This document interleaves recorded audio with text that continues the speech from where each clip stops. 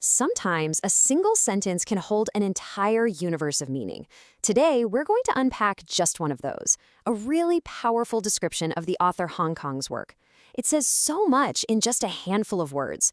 So let's dive in and see what's really going on inside this phrase. Okay, here it is. At first glance, it sounds super profound, doesn't it? It's the kind of thing that makes you just nod your head and think, yep, that sounds about right.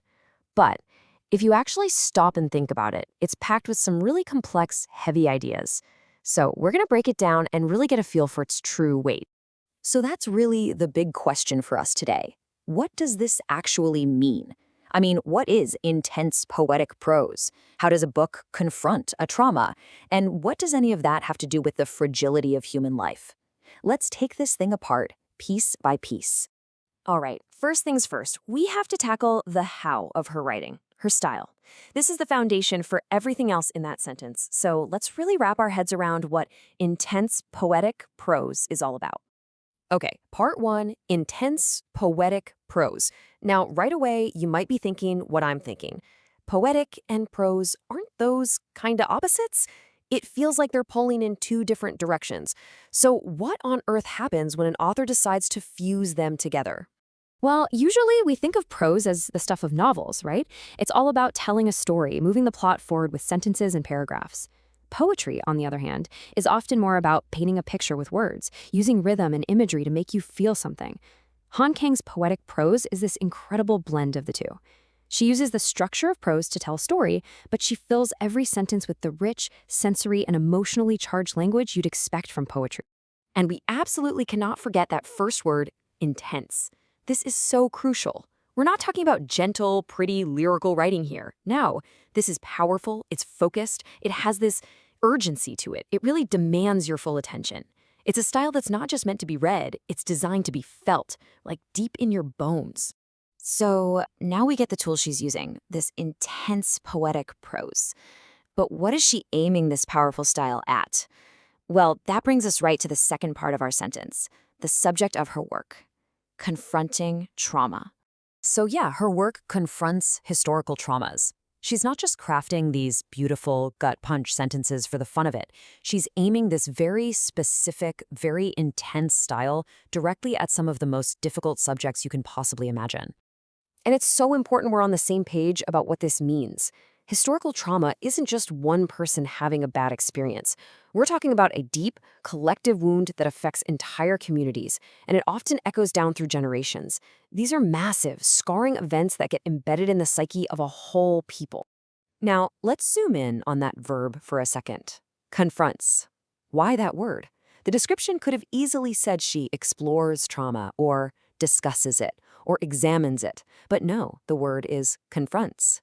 And that choice is incredibly deliberate and powerful. Here's the thing. To confront is an active choice. It's brave. It means you are facing something head-on without flinching. It suggests you're directly challenging the silence that so often surrounds these painful histories. Her writing doesn't just circle the topic from a safe distance. It walks right up to it, looks it in the eye, and forces us to look too. Okay, so we have the style and we have the subject. That brings us to the final piece of this puzzle. What's the result? What's the impact? What truth gets revealed when this intense style confronts these massive traumas?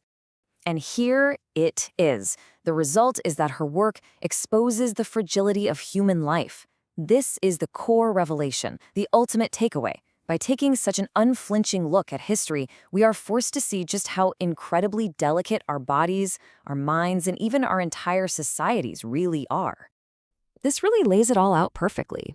You can almost think of it like a formula. Step 1 is her tool, that intense, poetic style. Step 2 is the action.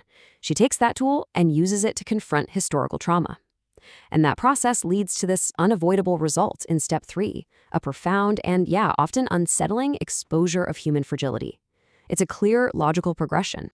So let's bring it all back home. We've taken this sentence apart, looked at all the gears and levers, and now we can see exactly how they all lock together to create this one deep, cohesive meaning. At its heart, that whole long description boils down to this simple, powerful equation. A very specific literary tool is applied to a very difficult action, and that process gives us a fundamental revelation about what it means to be human. It's really a perfect summary of an artistic mission. Now, when we look at this sentence again, it just hits different, doesn't it? Each part has so much more weight. Intense poetic prose isn't just a style, it's a precision instrument. Confronts historical traumas isn't just a topic, it's a courageous, active choice. And exposes the fragility of human life isn't just a theme, it's the stark, unavoidable truth that this whole process uncovers. And that leaves us with one final thought to chew on. This whole deconstruction really just highlights the unique power of literature, of storytelling. It makes you wonder, right? What truths about our history and about ourselves are so big, so messy, so painful, that they can only be truly understood when they're told as a story?